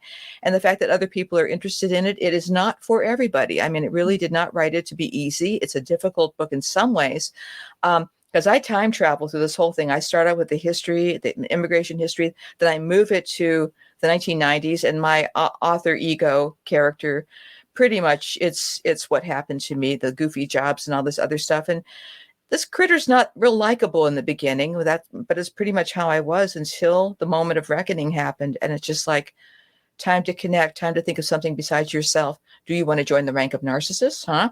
Have Dr. Ramani, I'll let you know you don't. So you want to make sure that that it brought me into a maturity of spirit, I would say. Oh, I love that. I do too, because I didn't think I was capable of that. And instead of being, oh, look what happened to me, look how I've been treated, it's like, well, wait a minute here, let's try to fix some of this and get, see the bigger picture and see that you're just part of this chain, this link in this chain, and do something while you're here. Yeah, sorry. Yeah. It Yeah, is. I love that. It gave you purpose and meaning, and It it led did. you to other places you wouldn't have thought you I've would be never going. gone. I wish Never. I had the chance to read the book before the show. I did download it on Kindle so I could read it on the Thank plane. you. I have a Thank you. long flight, and I'm Okay. like, "That's gonna be the perfect time for me to read this." Well, that's fine. So It's by just the one of time those the things. show airs next week, I will have read the book. Oh, good. Well, I will be, again, I'll be interested. I'm always interested in, again, I'm getting the strangest feedback from, at least like the sources. One of my other cousins on that side of the family is a professional mercenary. He's retired now, but yeah, he's very, we don't agree on much, but we do love each other. It's one of those interesting friendships, cousinships. And he said, Gal, read the thing. And he was getting weepy. He said, you gave me back my history, because that's his side of the Oh, that family. just gave The me big lug chills. was really touched. Yeah. And again, this guy is, like I said, let's just say I said, you need to write a book, post it, publish it posthumously, because, but he has had quite the colorful life. And for this guy who's like mega tough guy, special forces, all this stuff, and let's just say he's gone to places and done things. He was in tears because of that. So you don't know. I didn't write it to be No. to cloy. I thought, if it's going to hit you, it'll hit you. If it doesn't, you're going to give it a 1 star and move on, or, write your own damn book. That's how I look at it. But you really should engage with people, and it should make you sweat, and it should be painful and difficult, and you want to give up. That's how I felt with this thing, especially after the car accident. I thought, oh, that's the end of me. I'm not meant to write this. And I was like, don't assume that. But in the midst of that recovery, I didn't know. And I got better as I became a genealogist, helped me become a better author, because I knew how to put a family history together. Thank you, Latter-day Saints Church. I mean, really, those are the folks that really helped me. I They studied with really them. are incredible with the history. Oh my God. There's Oh no my doubt, God. Love there's you. no doubt about it. You Yes. brought up earlier with genealogy that genealogists tend to have paranormal or They supernatural. do. They might not talk about it. Yeah. I was going to say, because I live in Utah, so I'm around LDS people who do a lot of genealogy, and no one is saying that. So I know. It's I'm sure it's because of their belief. It's not really something a lot of people talk about in that culture. But I'm curious, why do you think that is? Is it because you're digging up the history? They want you to know the true story, connect the dots. Like, why is the activity so much with genealogists? I suppose it's like with living relatives, right? I mean, you had your elders growing up, and you had maybe that special aunt or uncle who was really good to you, who could see that maybe in junctures of your life you're in pain, and they could be there for you. I think it's the same. Why would it not be the same with the departed? Like this woman saw, well, also too, she hitched a ride to me too. It's just like, okay, there are things I didn't finish when I was 19. You're going to do it. Okay. And it's just like, so we're going to help each other out. So it was very mutual respect. So I don't think there is. I had my one character who was my dad's sister, who was one of the original psychic witches in Johnstown, say, the living and the dead, it's all the same to us. And she really was sincere about that. And she communicated with the dead as easily as she did with the living. And it was one of those things where it was a little spooky to be around her. I loved her and everything, but it was also unnerving. So I think you have these kind of characters too that are able to they translate. I mean, I would consider myself one of those reluctantly. I never publicize it. I don't ever, people, oh, could you read my fortune? It's like, yeah, you don't have one. I mean, I really don't do that, because it's too, people want easy answers, and they want to hear what they want to hear. And it's like, I'll tell you the truth. So please don't ask me a question, because if I see something other than unethical things, I will say, you know what, here's what I'm seeing. And if they don't like it, so I don't do that. So, but I could do it. So it's a choice. Excuse me for a second. No, no, you're good. I feel that way. Well, I'm around a lot of intuitives, surrounded. Well, I have a healing center. So during the day we have people, healers and readers and all kinds of things in my space. But I hear everyone has an opinion on it, of course, and everyone has their own technique or their own ability, and everyone is just so different from each other at the end. Aren't they though? Aren't they It's just though? an observation that I've made over the Mm-hmm. years that no one connects the same, no one has the same Mm-mm. experiences just because someone claims to be a Mm-hmm. psychic. It's Thank you. just Mm-hmm. someone else could really be a psychic in another way. Yes. It's just so different. It is, and you're pointing out something that's important. Whatever profession we deal with, whether it's an attorney, a doctor, clergy person, whatever, you got to watch it. I mean, you have to. Not everybody has your best interest at heart, and that's where the discernment comes in. And I've seen. Well, I had another relative who was very much. I call her a psychic snob, but she was really good at it. But she'd go to places like Lilydale, I think, deliberately to get pissed off and come back. Those phonies, what are they doing? Like that spell would have worked. I mean, I used to hear the complaints. But I think she enjoyed being annoyed with these people because she thought, I'm the real deal here. So there was this kind of like hierarchy. And I thought, I don't want to get involved in any of that. But she did use, and she was very good at it, but she also, and I think we all have in my family an eye for those who would abuse in that ability. But that's the case if you're a doctor, that's the case of whatever. So to say, oh, these people do whatever, it's like, hey, look around you. Corporate America, Carl Sandburg, hello. So the same discernment, the same valuing yourself, all these things, the same being aware. It's like, are they love bombing you? Are they sincere? What do you, I usually feel it physically. I don't know about you, but I'll get a physical hit. Even if somebody's saying all the right words, it's like, ugh, run, Toto, run. Absolutely. Yeah, I Yeah, think that's no, probably there's common. something inside of my body that is either Mhm. like yes or no. And Yeah. it happens very clearly. Yes, I think just pay attention to those. So as you do go digging around graves or whatever people end up doing, and I think too, we're in cultures to find, the family. This is the good family. These are the ones that are going to make it all better. These are the perfect people. Every living person that I've met who has been a long lost relative, we're just people. Sometimes we Exactly. get on, and sometimes we don't. And sometimes you have to say goodbye to these people because, again, they're not doing right by you, and you're not meant to be with them.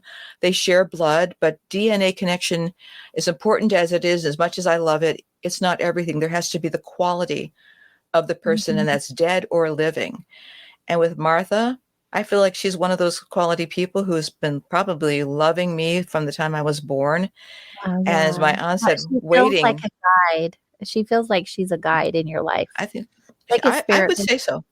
Yeah, I would say you're right on that one because I don't know how to explain why I followed her. So I you who are love listening might stories have that. like that. No, I do it's so too. good because, I do too. obviously you were meant to know of her, and there Mhm. was gonna be a way in your timeline that you would, one way or another. Exactly. You're right. And to share her with everybody else too. I wasn't sure that would ever happen with the way things were going in the publishing industry, but heads up, if anybody wants to independently publish, it's a pain, but you can do it. But there's really good help on the way. And you can take charge of your own creativity and your own creative gifts. And I think that's the gifts we've been given. We've brought into this life. We're here to nurture them and take care of them and find good companions to walk with and help us. And I have, and I continue to. So, yes, ma'am. I think it's so good. It's so needed. It's so important. I feel like people these days are so out of touch with themselves, let alone Yeah. with their history.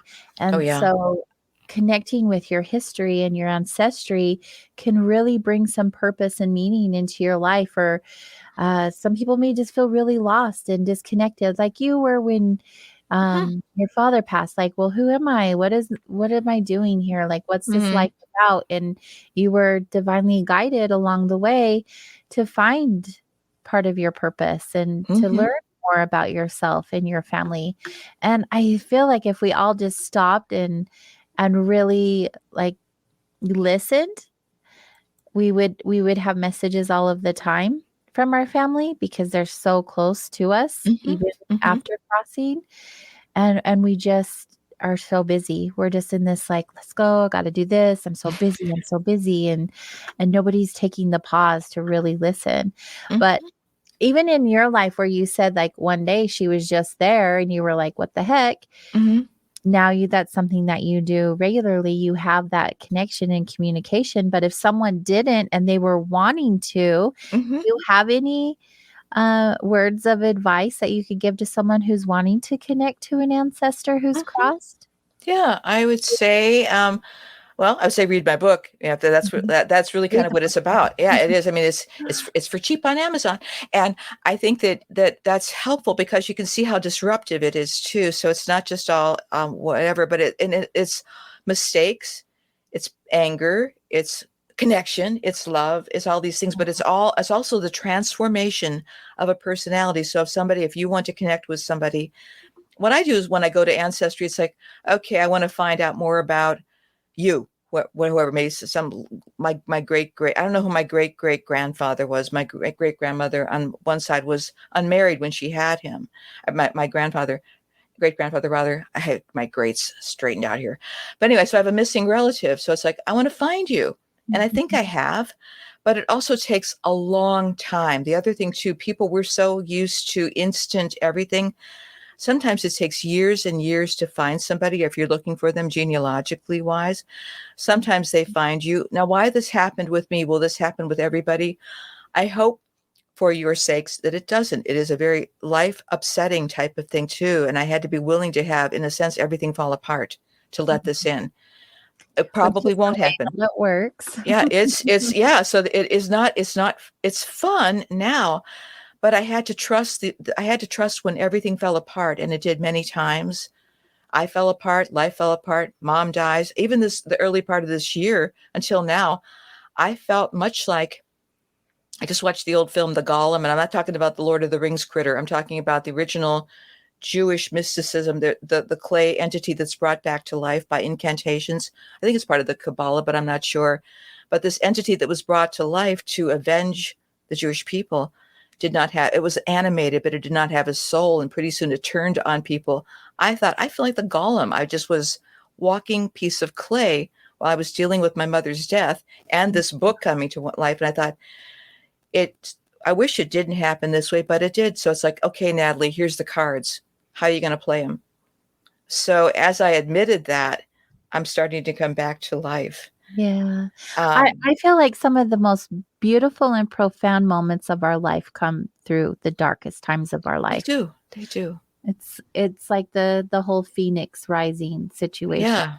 Yeah, very, very much so. And I think so anybody that wants to do it, there's so many people who are really good in genealogy that I've learned from.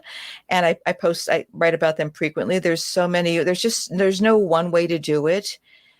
There's just, like Glinda says, start at the beginning, and just see what you know and fall down rabbit holes. And then sometimes they speak back, but you don't have energy with all of them.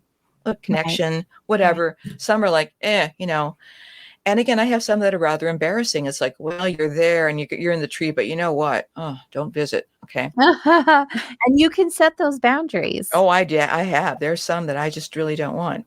My grandfather passed away several years ago, but he was LDS and very into genealogy. Wow. And he went way, way, way, way, way back. I mean, wow. He went all the way to the beginning of time, but like this was something he did nonstop.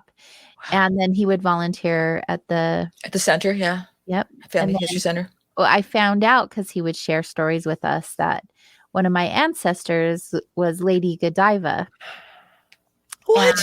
Right? He went way far. My God. So when I found that out, I was a teenager. I was like, oh, well, that's cool. I learned about her in history. That's cool, whatever. Uh-huh. But as I got older, I would have like healings or readings or whatever. And she kept coming through in my readings. Wow. And I thought, this is crazy. There's no way of all the people you could say were here, you chose Lady Godiva. And then my mom was like, you remember she's an ancestor, right? I was like, oh my gosh, yes. Oh my That is Lord. so crazy. So I know they come to visit us. I mean, I have a family who've crossed who were always with me, and they always show up in readings or with the people that I'm around because they connect. Mm-hmm. And it's just neat that knowing that they're literally right there with us, like having that truth having that knowing how it can just change your entire human experience. Exactly. You're never disconnected, even if you Right. feel momentarily. And I love your story. Oh my gosh. Yeah, of LDS, all grandpa. people. Oh. Yeah, she was kind of a rebel. She just wanted to prove some points. She And sure did. And she did a lot of extra service for women by doing what she did. Just the whole, yes, I remember the story vaguely, but wow, I got to look her up again. she was a little Good bad on you. back then. I mean, this was like, let's see if I look her up. Yeah, what? It was Wikipedia. I'll look her up she too. died between 1066 and 1086. Oh, wow. She's way back there. Yeah. So quite some time ago. And it was funny when my grandpa was telling me about the story. He's like, that's how Peeping Tom came along. I remember that. Yeah. There was someone who got caught peeping out the window. She was making her point through the town. See?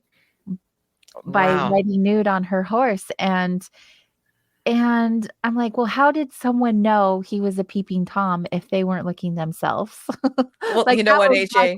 Isn't that how it goes, though? There was more than one Tom. Oh my God, that's a really good. I hope you will write that story or share that story. That is a really good story.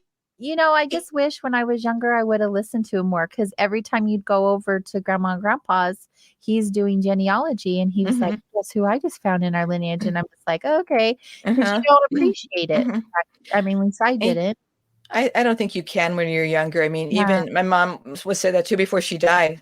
She said, I wish I would have listened. But even if you do, I mean, I was interested in my family, even they weren't Mayflower people, but they also, because they have such trauma on both sides, they didn't want to talk. I was interested. Yeah. And even if they did HA, there was a way where you can't really understand it. Excuse me, I'm getting some lag. You have. Oh, yeah. She's just saying she's getting some lag from you. So if you have any tabs open, just close them. But I think it's neat that when we do dive into, you're completely frozen. Oh, there you go. There you are. Yeah, hold on. I said close. Yeah, I closed it all because I have the same problem. Okay, close. I'm just looking at everything. Technical difficulties. We'll get it. I didn't close you, but yeah, I closed everything before we started just for that reason. But it happens. Yeah, but I think there's just so many benefits of exploring your family history that the time invested would not go wasted. And you never know what you'll find too. I mean, even the strange ones, it's like, well, I was telling my nephew, I said, I found some stuff about my grandfather, and just like, you know what, you can make a choice too. You don't have to go down that path. You can make another choice because you have the ability to make a choice. Yeah. So it's not preordained that you're going to do these things. But it helps to find these patterns. Like I've seen some really not so cool patterns. And it's like, for the example, like the family histories, so many people have alcoholism, for example, and that sort of thing. It's like, okay, that's a physical thing that can be, you can be made aware of it and break it. So it's the same type of thing with behaviors, weird stuff. So it's a gift that way too, to find the stuff and kind of go, make another choice. Yeah. Yeah. And I think that's interesting that you brought up like the characteristics of your ancestors, because we have so much energy that we're carrying down with us from generations and generations. Like I started doing generational healing for physical reasons. I have MS, and I thought, you know what, there's got to be something more to this, because it's not just a physical disease. I feel like it's an energetic thing. I've always felt that way. And the more research I did, it was linked to trauma.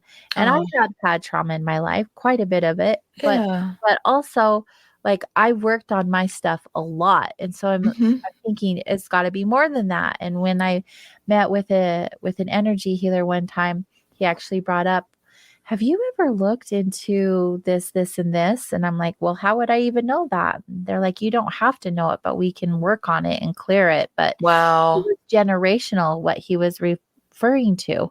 Like you can heal those generational lines. Good point. Since then, I know all about that now, but that was like in the beginning of my journey where I was just like, that's interesting. How would I heal something that had nothing to do with me? But we all carry the DNA in our bodies. Yes, that ma'am. Energy comes down from generation to generation. Oh, brilliant.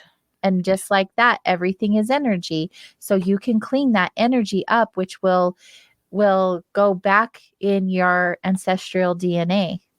It's so Wow. fascinating. I mean, if you believe that kind of thing without I having do. like actual proof, but I mean, science even looks into it, and I'm sure you know Yeah. that being Oh, yeah. you Oh, are. yeah. So I think there's too many quote unquote coincidences to dismiss Yeah. the After the fact 500th we are coincidence. healing. Yeah, we are healing our ancestral DNA for sure, if we choose to do so. If we choose. I love what you just said. I'm going to be thinking about that. I think that you can heal the past too, even though you can't change an event like the Eastland. But I think going back to it, giving it attention, bringing other people have contacted me who had family members on that thing. It's like what it did to the families, and what I'm still carrying it, Right. and Well, we're all it's carrying it. healing. Yeah, I and think bringing anything to the light is going to yes, do it. you're so right. You're so right. And I'm glad you said it. I really am. It's a good reminder. I need to do some more writing and thinking about that as well. And you've got a fantastic history. I mean, that's just wow. I know there was a lot more, but I don't remember. I remember that because I remember learning about it in school. So I was like, oh, I Wow. know who that is. Wow. Yeah. Wow. Oh my But gosh. it is fun. And even if it wasn't someone like that who was making history, Mhm. everybody, like we said earlier, has a story. Yeah, and it's like who will you find too? Who's the mirror for you? And it's just like, especially if you feel alone, some people do feel alone in their families, Mhm. or for people who I've helped who are adopted, or whatever, who have a missing, they don't know one parent or the other, to find things, and they'll say it means so much. I know who I am.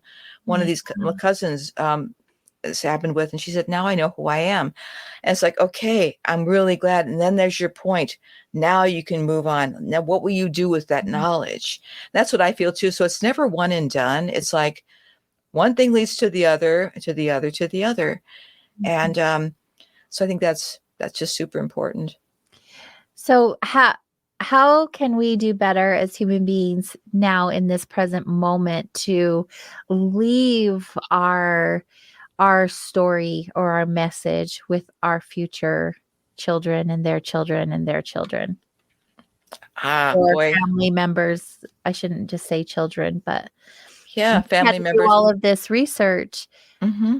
But what if we were writing our own stories? What if we were leaving photos and notes?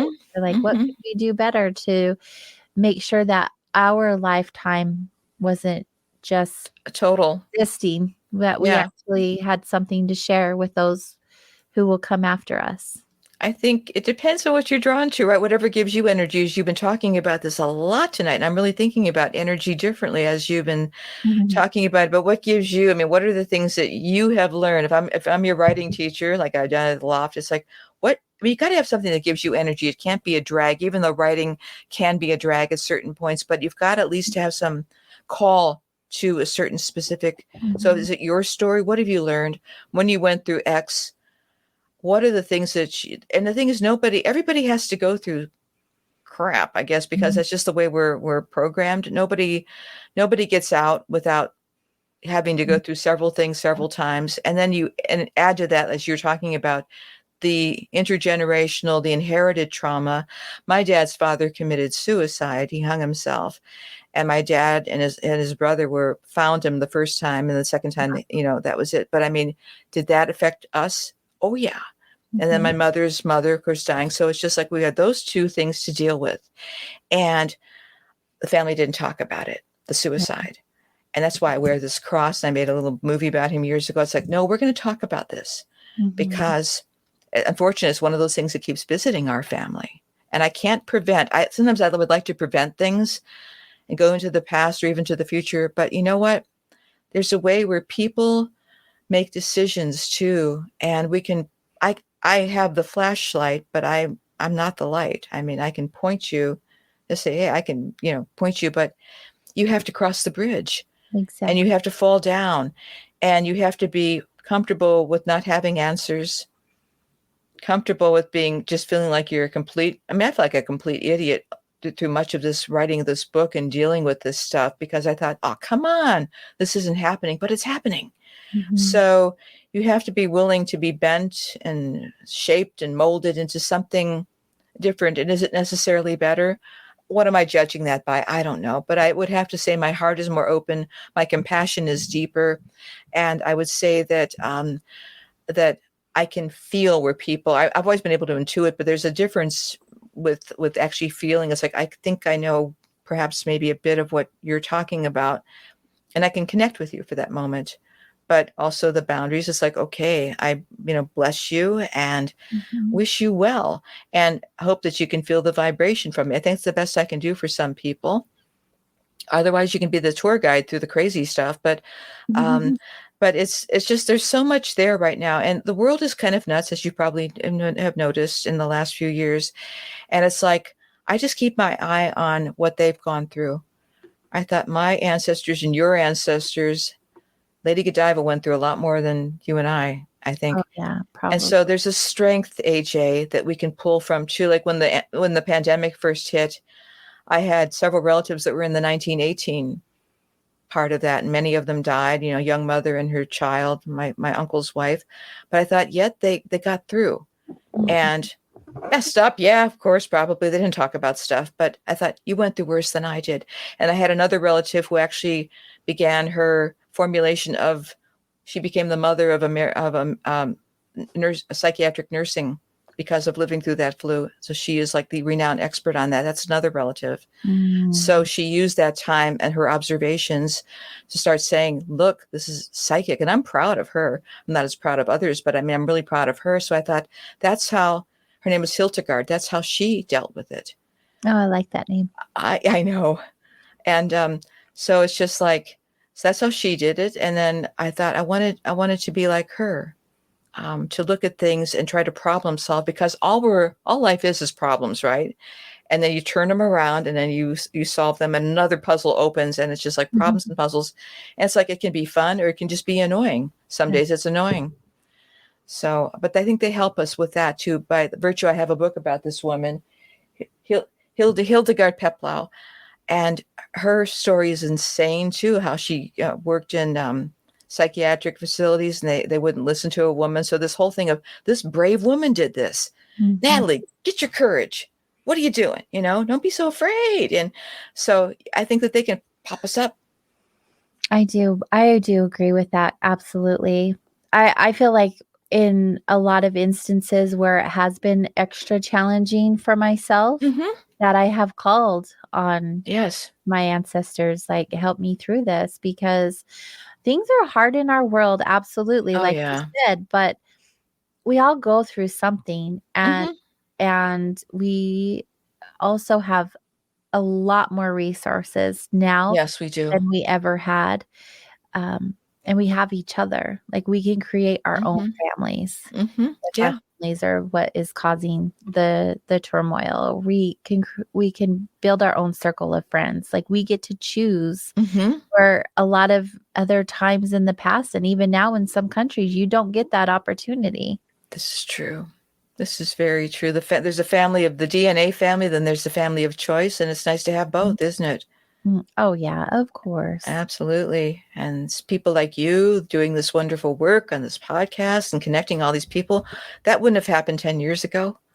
It would have been No, very, very things are difficult. much different. Yeah. Yes, yes. So it's just so cool to like be talking about this with you and all the people that I don't see. And it's just like, wow. I mean, gratitude moment right now. Thank you. I feel the same way. I really, really love doing this show. And when I get to meet incredible people like yourself and also Pat, like, it's so good. Like, I was on a high for days after interviewing Pat. She just had this incredible, beautiful energy. And I related to her in so many ways with her artwork and her creativity. And then here you are, just as amazing. It's just so good. Like, you can have life be however you want it to be, and surround yourself with all the people that you want. It is absolutely true. And we are fortunate, to have found each other and all that. Oh, Yeah, we're not meant to do things alone. There's no doubt no. about that. Yes. But because we just have a few more minutes, Oh. we still have 5 minutes, so no reason to rush. But what are some final things that you would leave us with for our human experience? Like, what would you have to say about? I would say, I'm like, what would you have to say about? I have this thing coming up, but it's not coming out. well, that's okay. I You would just say, have so much wisdom to share. Like, what would you say to us on the final moments of well, soul rem- wandering? this is not exactly an upper, but I mean it as a positive thing. Remember, we are all future dead people. That's We true. will join them. But that's a good thing, not because it's going to happen anyway, right? Right. But we it's all like, die. what do we want to do? What do we want to leave behind? Who do we want to find? Who do we want to meet? So just remember, and it kind of puts a lot of the weird stuff that we get myself, annoyed with. It's like, oh, wait a minute, you're going to be dead. You're not going to worry about this. So it's one of those kind of things, keeping it in perspective. So the Stoicism, the wisdom of the Stoics, and I think, and I also have my email is becoming an ancestor, because you and I are becoming ancestors right now. We are somebody's ancestor, direct or indirect. What do we want to leave? And I think we have a lot that we've gained in this life, all of us, and people who are drawn to your show, I mean, are very special people, right? It's not just anybody. So just think about, what do you want to leave? What wisdom do you want to leave for not just your children, but those you'll never meet? Maybe those you're not even related to. Yeah. Just think about it. Exactly. And it's just like when you wrote your book and you're like, no one's going to read this, but Mhm. people have and are, and you're affecting them. Yeah. It just took that moment of you to surrender and then have the courage to put it out in the world, and look how many people you affect. Yeah. Then I will never know the number. And I think that's actually okay too. I just Yeah. know that it has a life beyond me. And again, the book likes certain people, it doesn't like others. So that's the other thing with it. And the book has a sense of humor, so. Well, your ego wants to know the number. It doesn't mean you need to know the number. No, I'm really not. Yeah, I'm really not that interested. It's just like, it's there. Okay. And that's a good thing. So may it be a it's blessing. so good. It's so good. So before we do close, let's make sure that we know where to find you and how to connect with you, and also how to purchase your book. Sure. Well, just you were flashing the website, and that's probably the easiest way. Not everyone gets to see the video, though, so make sure we say it out loud. Yes, www.flowerintheriver.com. My name is Natalie Zett. If you put my name in, finally, the website pops up. But you can contact me through the website, Instagram, LinkedIn. What are the other things? Twitter. Facebook is my family page, so I really don't connect with people I don't know on that one. But everything else is, I'm available. I answer emails, as people know. And I'm glad to engage with people who want to chat more about this and about independent publishing, crazy relatives. I mean, I've seen it all. So rock on and have adventures. Enjoy the journey into the rabbit holes. It can be so much fun. Oh, right. It can be. It's all about surrendering, I feel like, just letting go and allowing what's meant to be to be. Yeah, I think you're right. I'm just my experience. I don't know everything, but I know when I fight it, it doesn't turn out so well. This is true, but it's fun to fight anyway, just to see what'll happen. It's just like, oh, they're going to get you. They're going to get you. So yeah, this is great. That's like, I was having a conversation the other day. Someone was saying, I can't remember who it was. I have so many conversations and I'm on the spot, but someone was saying if they get told no, they just want to do it even more. Oh yeah, that's my family. Yeah, it's just like, oh yeah, tell me I can't do it. I can relate to that. Tell me I can't do it. Very good. Very good. Well, you have an interesting history, Missy. That's good. Thank you, Natalie. It's been so much fun having you, and thank you for your time and recording with us early. Everyone's going to be so excited hearing your show next week. Oh, thank you, AJ and Chanel. And I really appreciate you. I just appreciate you guys. Thank you so much. It's been awesome. And to all of you, my listeners, thank you for hanging in there with us and enjoying the show right along. It's been another fantastic wandering, and I'm so thankful and happy to have you here with us. Make sure you catch all of my shows here live Wednesday night from 8 to 10 p.m. Eastern on kgradb.com. To learn more about myself and what I'm up to, visit soulwanderings.com, and we'll see you all next week. Good night. See ya.